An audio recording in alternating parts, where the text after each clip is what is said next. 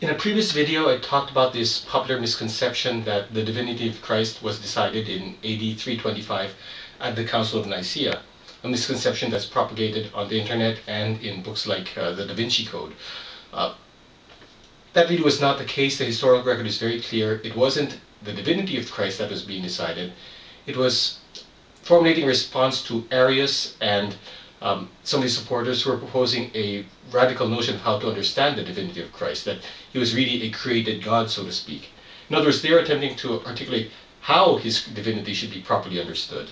Arius himself never denied that Jesus was God, though he had a twisted notion of it. I'm not going to rehash that whole argument there. I just want to talk about the divinity of Christ right now. You see, some people got upset and they said, well, you haven't proven that Christ is divine. You haven't proven that he's God. He's still just a man. I wasn't trying to prove he was divine, at least not in that particular video. I was trying to address a very specific point, namely that his divinity was decided at the Council of Nicea. Now, by the way, as I've said many times before, I think it really is kind of childish and petty to get on someone's case and claim some sort of victory simply because the other person failed to defend all the major tenets of his faith in the course of a brief video. No rational person would resort to such tactics. That's just not how grown adults, responsible adults argue. Having said that, I do want to present a positive case for the divinity of Christ. And there are many ways you could do this. I ask people sometimes, what is the best, clearest articulation of the divinity of Christ in the New Testament? A lot of people say, you know, what about the time when Jesus called himself I am? That was an allusion to his being the great I am, as articulated in the Old Testament. Now, that's a more circuitous way to argue. You could also talk about how he forgave sins. That's also a more circuitous way to argue. There are many ways in which you can present the divinity of Christ as stated in, or implied in the Bible. I want to concentrate on what I think is the simplest, clearest articulation of his divinity. And that's in John chapter 1. Why? Because verse 1, John chapter 1 verse 1 says that in the beginning was the Word, and the Word was with God, and the Word was God. Who is the Word?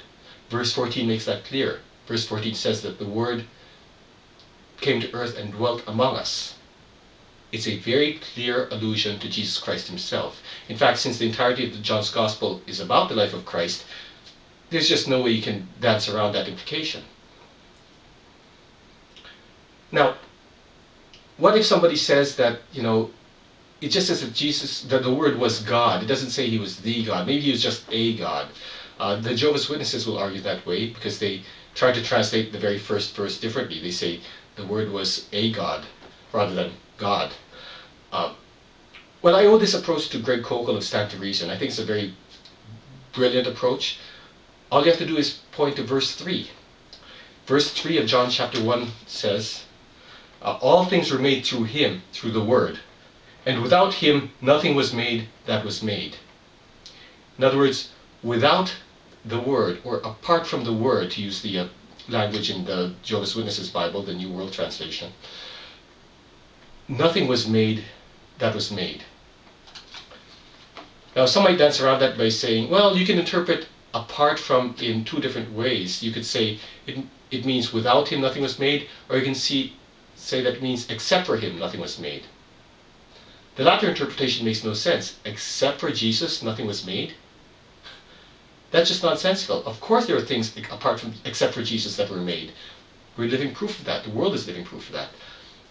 The only interpretation that makes sense is to say that verse 3 says that without Jesus, nothing that was created was created. The implication is that Jesus is not a created being, not a created thing.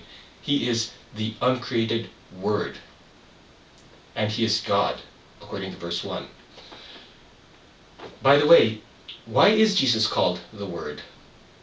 You know, I don't think I've ever heard any teacher articulate this. I'd like to offer a suggestion here, and maybe I'm wrong here. If I'm wrong, I'll take responsibility for it. But I'd like to suggest that John might have been referring to ancient philosophy.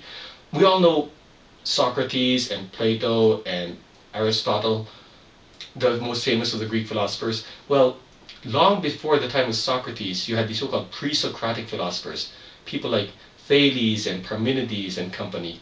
And they struggled with the very basic issues of philosophy. These are the first philosophers. One of the questions they struggled with, and one that we should all ask ourselves, is where did everything come from? Now, this is a pre-scientific society, mind you. In fact, science came out of philosophy, so science was clearly not around at the time. Thales suggested that everything came from water. Another fellow, Anaximenes, suggested that everything came from air. Anaximander suggested that everything came from something he called the apeiron, or the boundless. I want to talk about one fellow in particular, though, Heraclitus of Ephesus. Heraclitus suggested that everything came from something he called logos.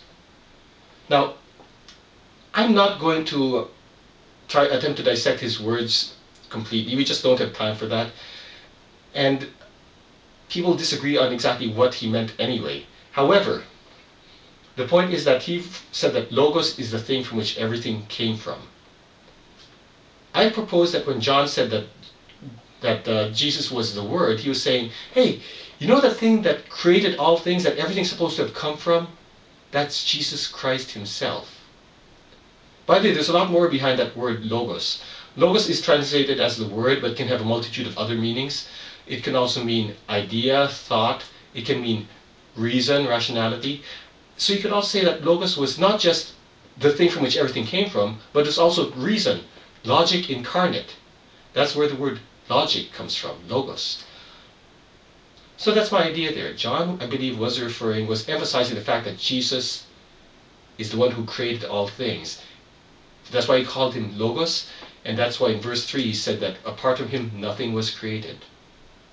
So there you have it, folks. Right there in the Gospel of John, which was written long before the Council of Nicea, in the 1st century, even by generous estimate, even by the most liberal estimate, it was written centuries before the Council of Nicea. You have the divinity of Christ articulated. By the way, all the New Testament books are written long before the Council of Nicea. You know, the Gospels were all written in the 1st century. Even the most liberal estimates place them at the, in the last few decades of the 1st century. There might be some that say, early 2nd century, but everyone agrees that these are written centuries before the Nicene Council. The divinity of Christ was not decided at the Council of Nicea. It was taught long before then.